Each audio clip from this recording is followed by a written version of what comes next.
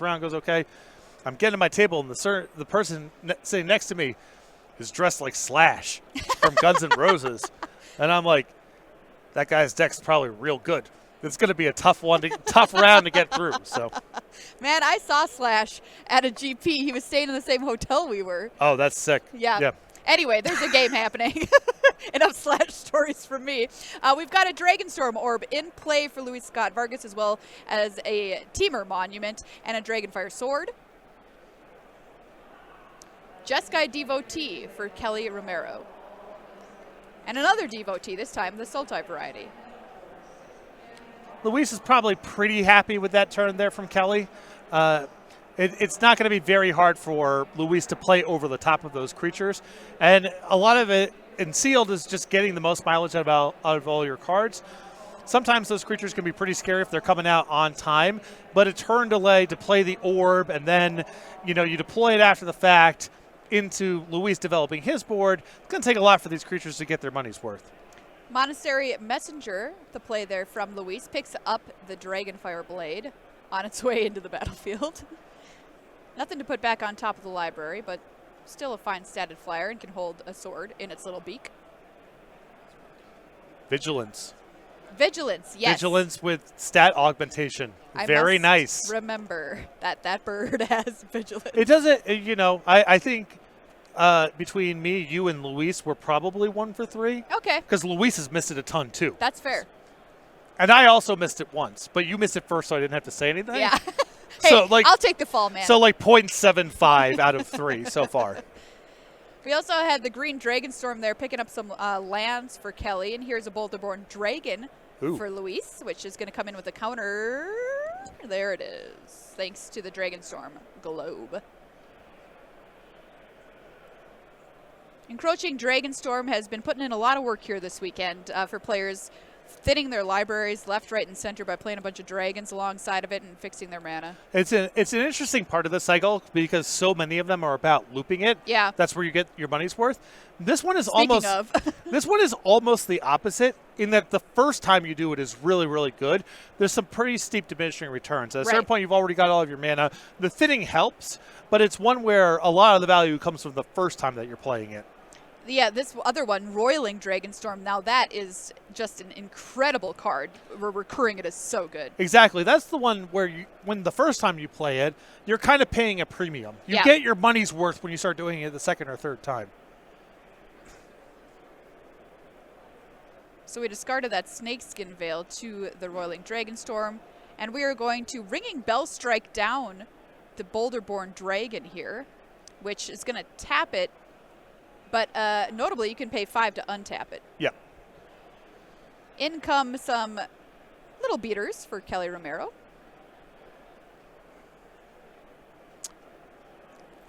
I don't know if there was a bluff there or that was weird, yeah. a chump attack there, but Luis confidently blocked, and there's now a creature in the graveyard. Snapped off that block.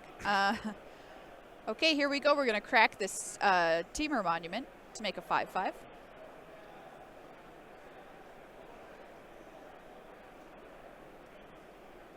Do you have a favorite monument? I mean, I really like them all. I have the most fun with the Mardu one. Oh, yeah, making some more dudes? It might be the weakest of the 5, but it's the one I have the most fun with. I don't even know. Are you an aggressive player? Are you pretty aggressive. All right. I are a little aggressive. Put it here. Okay, sick.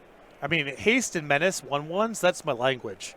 Just going to attack, and you're going to block. And oh, no. Okay. That is Ugin, Eugene himself, hitting the table. Goodbye, birdie. Well, we talked about these decks getting better, and take a look at Ugin Eye of Storms here on the screen. 7 mana for 7 loyalty Planeswalker.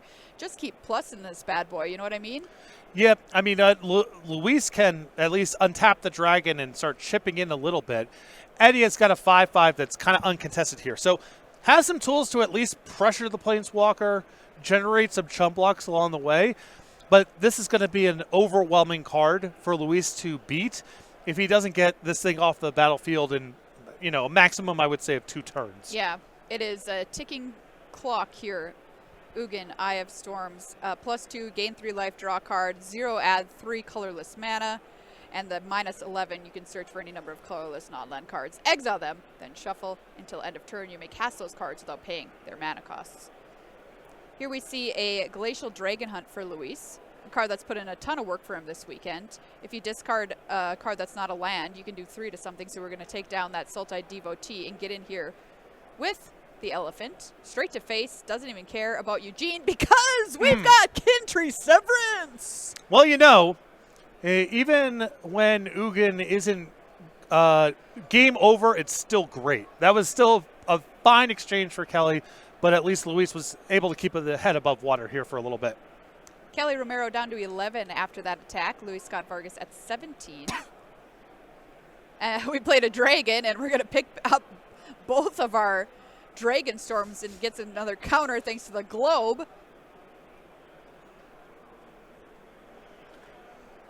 And Luis, the look of someone who knows they are somewhat outclassed in terms of card quality. Yeah, playing this Roiling Dragon Storm again is just...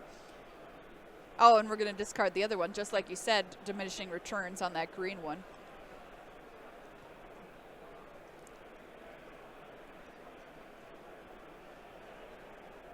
Follow it up with a Herd Heirloom. I love this card. This one you can tap for to cast your creature cards, but the bottom ability is better, where you can tap it until end of turn. Target creature you control with power 4 greater gets trample, and then when it connects, you can draw a card. Pretty sweet design in that when you're in the market for one, you're typically not in the market for the other. So it's a very smooth card as far as cards go that have multiple activated abilities. Here comes another Monastery Messenger, and we're going to put that Kintree Severance right on top of the library. Once again, suit up the bird with the blade, pass the turn.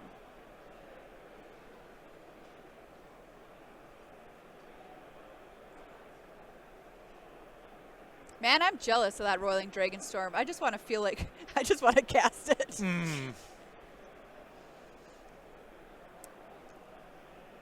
All right, so we're going to activate the Herd Heirloom on the dragon here. Draw. Luis down to 10.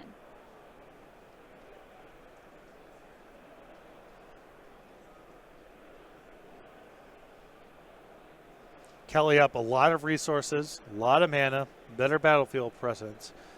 I don't know if Luis really has the type of individual card in his deck that can catch up from this spot. So he is missing land drops, at least means that his hand is full of action, but I don't know if he's going to be able to keep his head above water here for very much longer.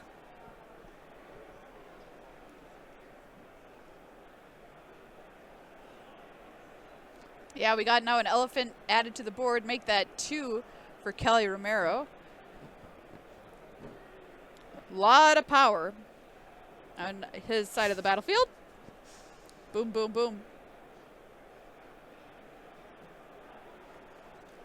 Looks like maybe the table spotter calling over a judge here. No, we're good. Sorry, that was the match over.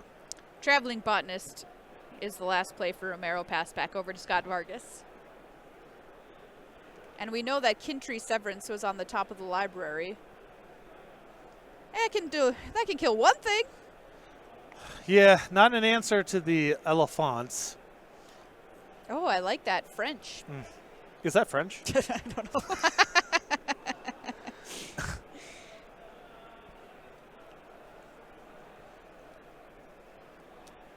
Okay, so this is Ice Ridge Serpent, which bounces a creature, so we're going to get rid of one of these elephants. But Luis still in a tough spot at 10. Yeah, it's very hard for Luis to try to win this game with what amounts to normal cards against an opponent who is playing a lot of not normal cards.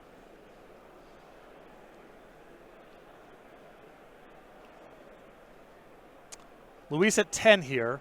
I guess the one thing that you would try to, if you had any hope from Luis's side, would be Kelly's at 7. You could find a way maybe to mess him up in combat. There's the possibility of just being able to crack across for lethal on the way back. I don't know if it's going to go that way, but if you're Luis, I think you're trying to figure out a way here where at least if there's a mistake to make, and it doesn't look like there's going to be one. Yeah, Luis is going to scoop him up on up. That was a Naga the Shapeshifter card, which can copy a creature, copying enough stuff to bounce to the copying the Meringue River region, bouncing a creature back to Luis's hand and the Dragon Storm to his own hand, whatever. Doesn't matter. Kelly could pick whatever he wanted to. He could pick at random. Luis could pick for him. Any option would be good enough. Yes. Hey, you want some more cool stuff in your end box? And not just spam? How about a newsletter? Exactly. You can go over to StarCityGames.com/newsletter. I've been promoting this thing for the better part of 15 years. If you're interested in getting information about sales and pre-orders that are available, like Tarkir Dragonstorm, if you want to get information about upcoming organized play events like the SEG Con in Minneapolis coming up in May, things like flash sales, that's a great thing to get information about because those are a limited time only offer. Just head over to StarCity.com/newsletter. You'll be kept abreast of all the things going on at StarCityGames.com. Nice. Sign up for that newsletter, friends. Well, we're in a rough spot. Fans of Luis Scott-Vargas, we're down a game. We got a win out here on day 1 to make day 2 of competition. Not impossible, though. We have definitely seen him come back from some rough spots with this deck that, even though, like you said, it doesn't have a lot of those cards that are flashy and trashy, it does have a lot of tools to be able to win the game. Some good things for Luis here. He does have 2 counter spells in his deck. Yes. Like when you're playing against a deck that has a lot of high impact bombs, sometimes counter spells are some of the best low rarity answers that you can have. Luis also went back into his sideboard and put in, looks like, 2 or 3 cards. There's 2 different ways that Luis can sideboard here. He can have more surgical answers for elements of Kelly's top end. Another way to go is try to be a little bit more aggressive. I don't know which option Luis chose, but he knows he's playing against a lot of very powerful, very expensive cards, and so he can shape his deck to fight that kind of fight. I have a question for you. Yeah. This is a basic Magic question, but I think about it a lot because I'm not a control player, and I often wonder in what position am I like waiting to counter something, and in what position am I actually just playing out to the board? In Limited, the Hall of Famer Jelger Vegersma came out to test with me and the New Jersey crew 20 years ago. And he said one of the most influential things that anyone's ever said to me about Magic. He says, in Limited, spend your first couple of turns, 3 or 4, just figuring out how to tap out. What really matters at that point in the game is mana efficiency. Once the game takes a certain shape and things are developing in a way and there's key permanence, then you can start making the call about leaving up a counter spell versus tapping out for this creature, kind of reacting to the game state as it is. But early on in the game, a trap that players get themselves into is going out of their way to leave up counterspell mana. And usually there's nothing that impactful that's going to come out that's worth sort of subordinating your game plan to. And that's why a card like Dispelling Exhale is so great, because it can be more effective in the late game if you can reveal a dragon. But also, if it's turn 2, you don't have a play, and your opponent plays an OK 2-drop, sure, whatever, just go on with life. But usually you don't want to be holding that thing up early on in the game at the expense of playing a creature or something else. Ooh, okay, so Kelly's played this green card that if you have all 5 colors of mana, you can crack it to make a lifelinking 4/4 dragon. It's kind of cool. Somebody did it to me last night in a draft. I'm sure in Sealed it's come up a lot today. Yeah. Team Mertani back to play here for Luis, 4/3. Draw a card, discard. One of the better cards Luis can have here. There is a burden on him to be more aggressive. We saw so much raw power from Kelly's deck that Luis is going to have to constrict the length of the game a little bit here to have a shot. Wow. Okay, we played a lot of spells there, Kelly. We have a Dragonstorm Orb. We've got a Jeskai Elder, and we've got a Ringing Strike Mastery, excuse me. Well, Kelly is now representing that as long as he continues to make his land drops, he is going to be able to activate that relic. 5 damage there from the Omen half of Twin Maw Stormbrood. Got there. Shuffled back into Luis's library, taking care of that little Jeskai Elder. And that enchantment there was brutal for Luis.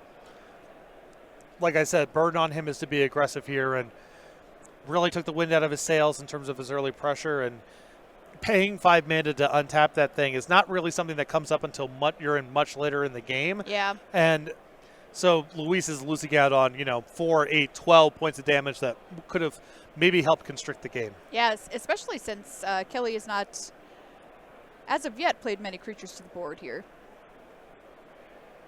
There's a Roiling Dragonstorm hitting the table once again. Draw, shaping your hand.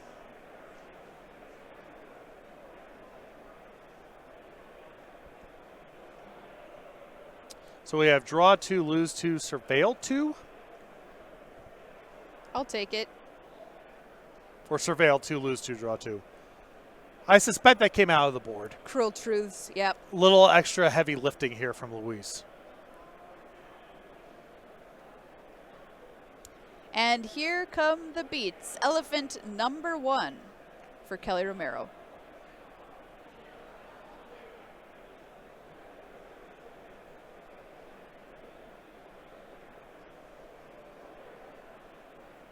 Back over to Luis, taps 5. We're going to send the elephant back to its owner's hand, a.k.a. goodbye forever. Very important there for Luis to have some play to develop his board. Extra bonus of being able to bounce a token and keeping Kelly off of the Harmonized flashback, at least for a little bit. Yeah, that was an Ice Ridge Serpent. It's a 3/3 body as well, so not too bad. Jeskai Devotee here for Kelly. Follow up. We're going to take a look at Luis's hand. Aggressive negotiations here.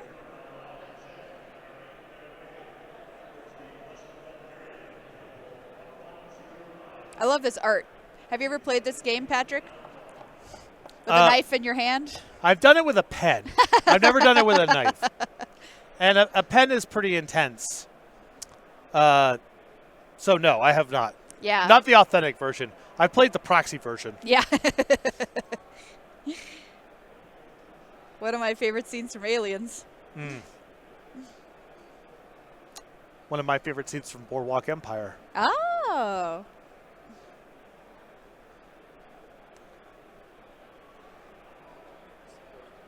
Molten Exhale, taking down the Devotee. All right, the bird's back. The bird's back in town. Monastery Messenger in for 3 with the Ice Ridge Serpent. Not a good sign for Luis that this is the first turn where he's making an attack. Kelly's representing a lot of mana, a lot of card drawing, a lot of fixing. So if you're in Luis's spot, you kind of have to hope that Kelly's flooding out a little bit here, because the cards that he has access to are so high impact. Just a pass from Romero. Move right to combat. In comes... not yet. We're going to tap down that Ice Ridge Serpent. Shuffle back in our Durgar Island Dragon.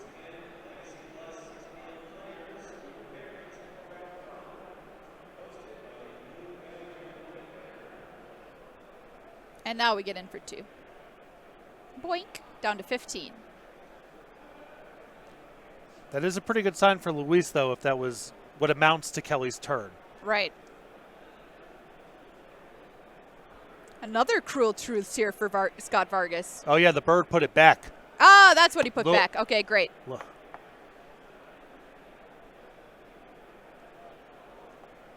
Surveil 2, draw 2, lose 2.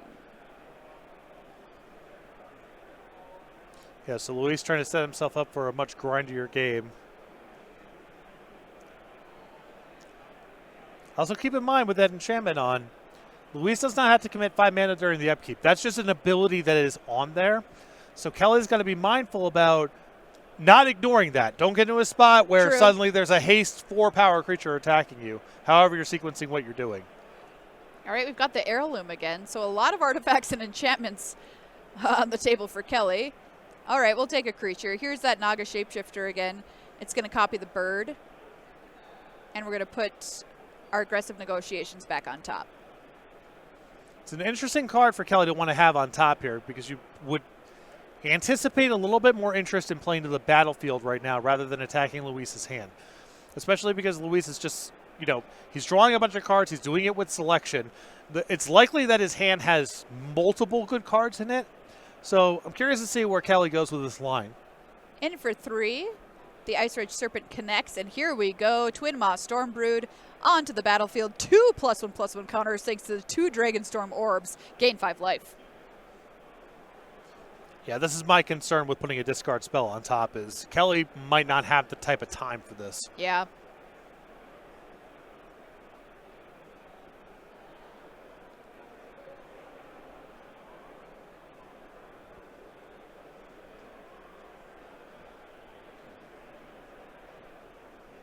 And let's take a look.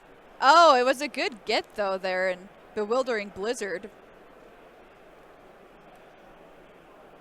That's a sad one to lose. It's a very strong card, but you know, at this point, I would guess that Luis would be pretty happy to draw basically any creature and play it rather than do the draw 3 cards thing.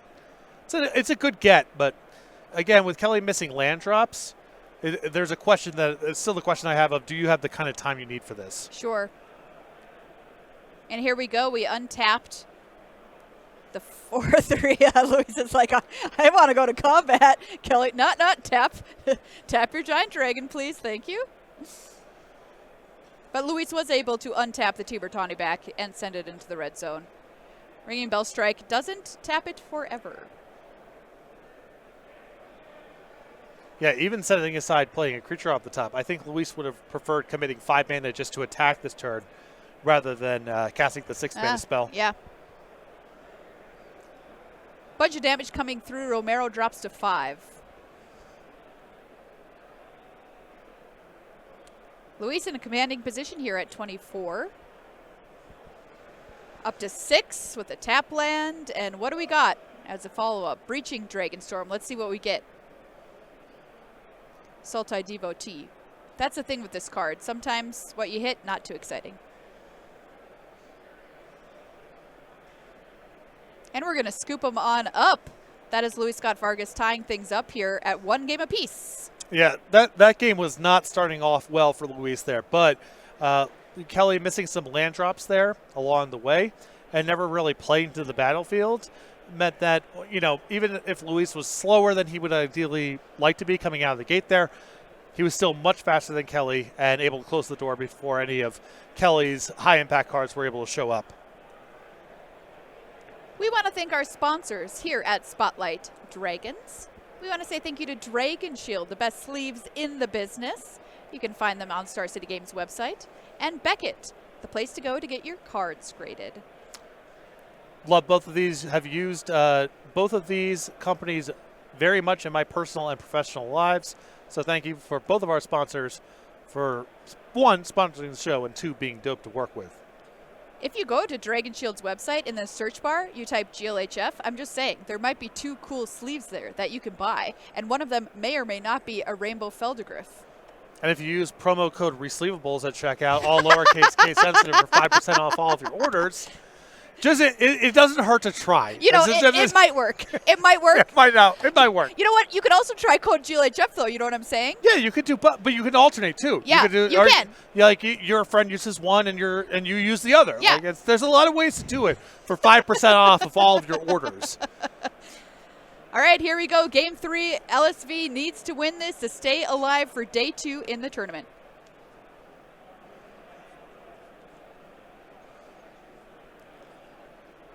Sagu Wildling. Let's go get a land. It's a mountain. Shuffle him back.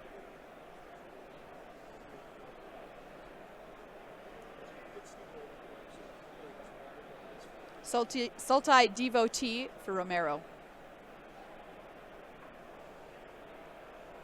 Over Kelly's shoulder there in the background, you can see Mike Ron playing in a feature match here. He'll be our match we're going to watch after this. Very excited. Yeah. I think he's in the conversation for greatest limited players of all time. Oh, that's so cool. Just no one knows who he is, but... Teamer Tawny back. You're going to have to give us his credentials. Pro Tour win and just I don't know what to say. Just the nastiest to do it. I've had some, let's say, side drafts against him over the years that have not gone my way. Gosh, this Teamer Tawny back just can't stay untapped. To bring his Strike Mastery, going to put it to sleep once again. Found an important card there in Quarry Mountain Monastery for Luis, which has paid off just in spades for him across all of day number 1 here of competition. So a little bit of a suspicious opening here from Luis. Played a green-black land on turn 1, used a search effect to get a mountain, and played a second red source. True. So he's missing 2 colors of mana. And I'm curious to see if he's maybe missing some colors, or maybe just the lands kind of came out in a weird order. Cruel Truths here is going to let Luis draw some cards. All right, so we've got his favorite card in the set, Dragonstorm Globe. Second guessing this Monastery Messenger as the follow-up. Could play it, but only has the truths to put back on top. There it goes. I'm telling you right now, Kelly, you can't hear me. Get that creature over into the middle of the battlefield. You are going to forget about that 5-mana untap effect. Don't leave it off to the side. Yeah, yeah. I see this coming from a mile away. Called out. Ugh, okay, that's a Karakin Guardian for Kelly Romero. 6/5 trample flying, hexproof until it deals damage. All right, Twin Maw Stormbrood alt art here for Luis. Going to gain 5. Gets a counter.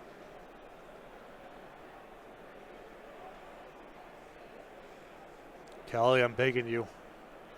I've seen this before. I would forget it. My anxiety is already through the roof here. You're 4-2. You're playing against Luis Scott-Vargas. Win or lose, you don't want it to come down to that. Man, he's got Settle the Wreckage. One of my all-time favorite moments. Yeah, that's a great one. Even look, subtle thing.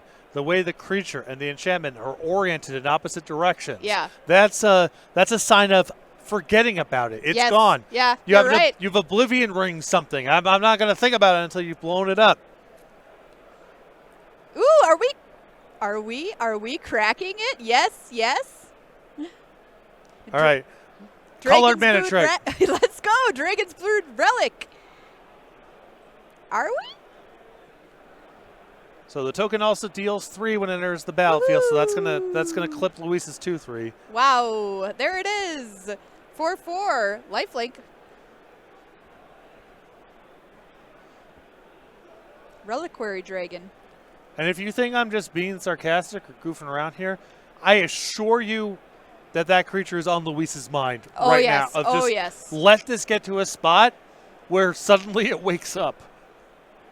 I mean, Luis is one of the people, I've said in the feature match area a lot of times watching these people play, and he's one that I just feel like has such an incredible command of everything on the board state at all times. As someone who gets to play with Luis in person, somewhat on the regular, the combination of the acuity that you are calling out combined with how fast he plays is really startling. Yes. And that actually can lull your opponent into a false sense of whatever, because if it was this super complicated thing and Luis was taking a lot of time on his turn, maybe you would register, oh, yeah, that's probably part of the consideration that's going on right now. But Luis plays lightning fast, even in really complicated board states, and it sort of lulls you into thinking that he doesn't have a whole lot going on. Right. All right, Cruel Truths there for Luis. Finds that Dragonfire Blade, and we're going to be able to Mote and Exhale, take care of this token. And Luis not looking to trade here, I think, with an eye towards getting the equipment on and playing over the top of the 6/5. Luis is not... will take some lumps to keep his board intact. He doesn't want to play the longest game in the world here. So normally that trade would be fine. You would maybe be looking to do it. It's a little bit risky to just have it exposed here and vulnerable to removal. Well, no chance to do it now. But that's not the end of the world. Again, Luis has to do this dance. Obviously, you don't want to die, but he can't be just sort of trading off with resources that look equivalent to one another, because the burn is on him to set up a spot where he can actually attack and close the game out kind of suddenly over the course of 1 or 2 turns. So in a position where your opponent's card quality is higher than yours, you'd be more inclined to try and attack? Yeah, if we're just bumping against each other the entire game, and I know you got 2 or 3 cards that I can't beat, eventually one of those cards is going to show up. Yeah. So, of course, you're not just going to let yourself go down to 0. There are going to be moments where Luis maybe has to make a trade, but he is going to be willing to take some shots here to get the board to be a little messy, a little sticky, try to get in shots of his own, maybe get into a spot where there's a mistake for Kelly to make, because just playing this game kind of ABC style, the delta in card quality is too high for Luis to realistically be able to win that way. We went on another dragon hunt here, and we're going to take down the Sultai Devotee. Iridescent Tiger was the play before for Kelly Romero. Looks like, okay, the Jeskai Elder is going to come in to shrink down the Stormbrood. All right, it's our friend the turtle is back. Hello. Ambling Stormshell. There you are, buddy. Haven't seen you for a while. Oh, he moved it. Did you see? And now the enchantment is on top of the art. It is now cognitively removed from the battlefield, but not actually removed from the battlefield. Look how far over it is. I know. This tricky guy. Jeskai Devotee. Pass back.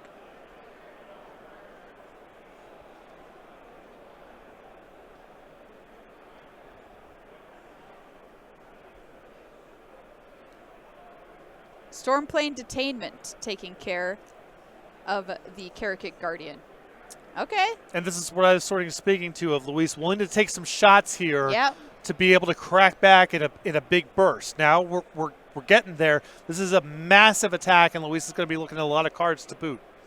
All right, there it goes. Turtle, draw 3 stun counters on it. Twin Maw Stormbrew getting it as well, knocking Kelly Romero down to 12. And now look. Now there's even the detainment on top of it. It's gone. Oh, all right. Another Stormbrood here. Gain another 5 up to 14.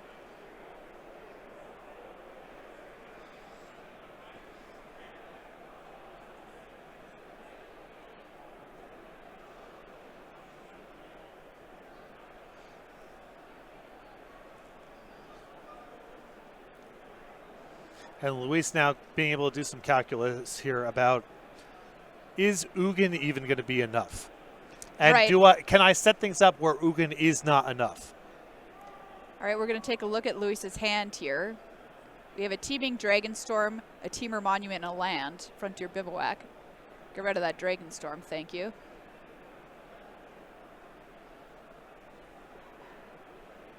All right, creatures go sideways here for Kelly Romero.